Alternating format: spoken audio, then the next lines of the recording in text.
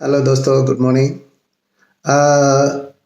जैसा कि आपको मालूम है, जो खबरें आ रही हैं उसके अनुसार जो मॉक ड्रिल का आदेश दिया गया है वो बहुत ही ज़्यादा इम्पैक्टफुल है, जिसको 7 तारीख को पूरी इंडिया में 244 डिस्ट्रिक्ट्स के अंदर में एक रिहर्सल किया जाना है। इसका मतलब होता है कि वार टाइम में हम कैसे अपने सिविलियंस का बचाव करें, अपनी प्रॉपर्टी का बचाव करें, वो सब इस मॉक ड्रिल के अंदर आता है, जिसको सिविल डिफेंस मिलके करता है। दूसरा, इंडियन पॉलिटिक्स जो चीफ ऑफ डिफेंस हैं उनके साथ में कंटिन्यूअस मीटिंग कर रहा है। इससे भी सिग्नल जा रहा है, जो आप समझ रहे होंगे। और बॉर्डर्स पर बंकर्स की तैयारी हो रही है और बहुत सारे लड़ाई की तैयारी हो रही है, बहुत रिहर्सल्स हो रहे हैं। डीआरडीओ अपनी मिसाइल्स का परीक्षण कर रहा है। उसी तरह से आपको मालूम पड़ना चाहिए कि ये इंटरनेशनल लेवल पे भी इंडियन पॉलिटिक्स बहुत एक्टिवेट हो गई है। तो इसका एक सिग्नल जा रहा है कि कुछ तो बड़ा हो सकता है। बट यदि मार्केट बुलिश दिखता है तो इसका मतलब ये नहीं है कि आप वहाँ पे पूरी खरीदारी करके बैठ जाएं और अपने पैसे को फंसा के बैठ जाएं। तो आपको इंटेलिजेंटली काम करना है इस मार्केट के अंदर। मार्केट में अभी 24,600 और 24,860 ये दो रेजिस्टेंस बड़े हैं। इनके ऊपर निकलेगा तभी इम्पैक्टफुल ऊपर जाएगा। और नीचे 24,200 और 23,800 ये बहुत ही इम्पैक्टफुल दो सपोर्ट लेवल्स हैं। इन लेवल को ब्रेक करने के बाद ही नीचे का रास्ता साफ होगा और ऊपर का मैंने आपको बता दिया है। इसीलिए ये रेंज बाउंड जो बीच का मार्केट है, इसके अंदर ही आपको ट्रेड करना पड़ेगा। इसीलिए आप अपनी जो कैपिटल है उसका सिर्फ 10% के अंदर ही काम करें। 90% को आप अपनी पॉकेट में रख के छोड़ दें। और या तो मार्केट ऊपर जाएगा तब हम बाइंग कर सकते हैं, या नीचे जाएगा तब वहाँ पे जब बॉटम आउट होगा तब हम बाइंग कर सकते हैं। आप अपने पैरामीटर्स के अनुसार ही बाइंग करें। आपने देखा होगा एफआईआई कंटिन्यूसली बाइंग कर रहा है। इवन दो 500 करोड़ का ही बाइंग हुआ लास्ट सेशन में, डीआई भी बाइंग कर रहा है।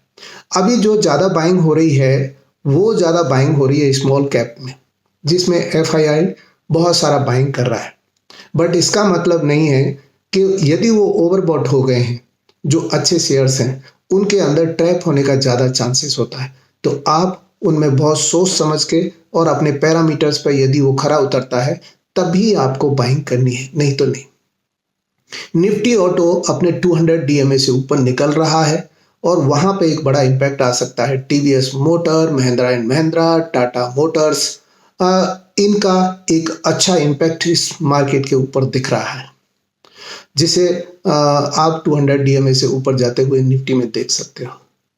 दूसरा, आप जो रिजल्ट हैं वो कुछ कंपनियों के कैम्स का अच्छा आया है।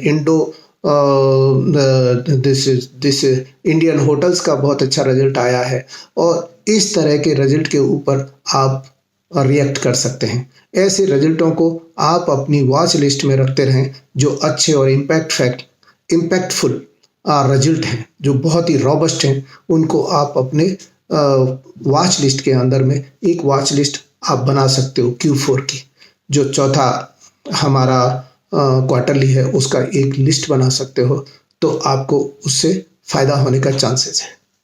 सोना रातों रात $100 पर आउंस की तरफ भाग गया, बहुत तेजी से ऊपर गया है।